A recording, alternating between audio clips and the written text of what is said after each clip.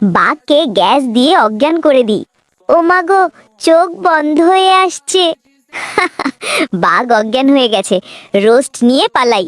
এই নাও গন্ডার মামা, তোমার গিফট। ওঠ মামা, ওঠো, ঘুমিয়ে আছো কেন? বান্টি, তুই কি দেখেছিস আমার কাঁঠালকে নিয়েছে?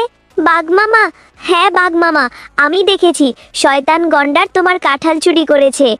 শয়তান গন্ডার, তুই আমার কাঁঠাল চুরি করেছিস, তোকে আজ শেষ করে দেব।